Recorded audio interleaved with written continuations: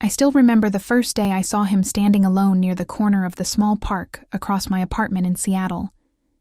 The evening air was cool and the sky was turning soft orange as the sun slowly disappeared behind the tall buildings. People were walking past him, but nobody stopped. Nobody looked twice except me. There was something about the way he stood there, quiet, patient, almost like he was waiting for someone who would never return. I walked a little closer. My heart felt heavy because I could see he was thin, his brown fur a little messy, his eyes deep and gentle when he looked at me. He did not bark. He did not run. He simply watched me, like he was trying to understand if I was safe, if I was kind. "Hey, buddy," I whispered softly, kneeling down a few feet away. I did not want to scare him. He slowly moved his tail just a little. The smallest sign of trust, but it meant everything to me. That night changed my life, even though I did not know it yet.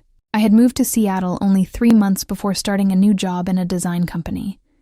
My days were busy, but my nights were quiet. Sometimes painfully quiet. Living alone in a new city can feel like standing in the middle of a crowd while still feeling invisible. Maybe that is why I understood him, the lonely dog standing in the park.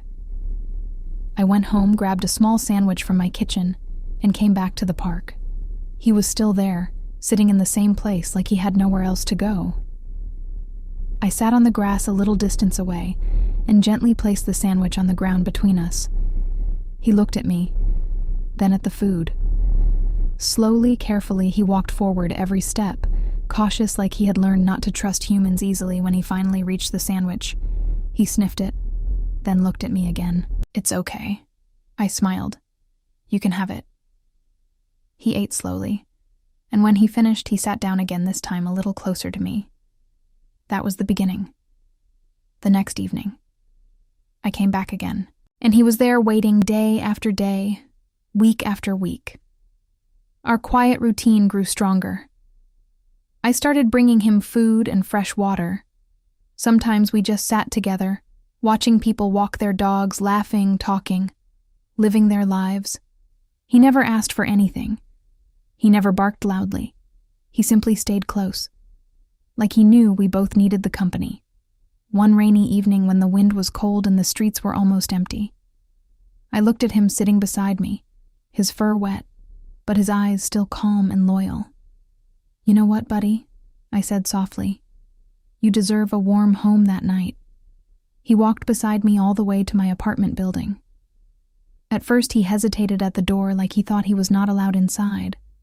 But when I opened the door and stepped back, he slowly followed the moment he stepped into my small apartment. Something inside me felt different, warmer, fuller, like a missing piece had quietly returned. I gave him a blanket near the couch and a bowl of food. He circled the blanket twice before laying down with a long, peaceful sigh. I laughed softly. Welcome home days turned into months. Life changed in the most beautiful, unexpected ways.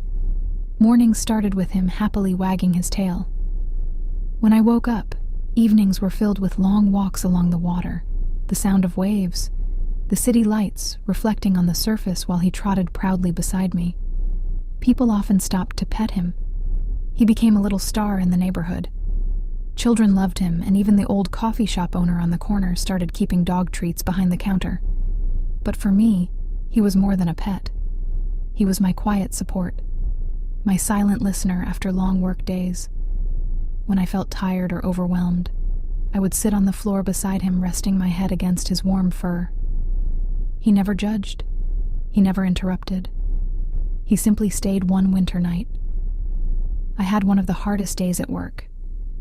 Everything felt like it was falling apart. My project failed. My boss was disappointed, and the snow outside made the world feel even colder. I came home exhausted, dropping my bag near the door before I could say a word. He walked over, slowly placing his head gently on my lap. In that moment, the stress, the loneliness, the frustration, all melted away.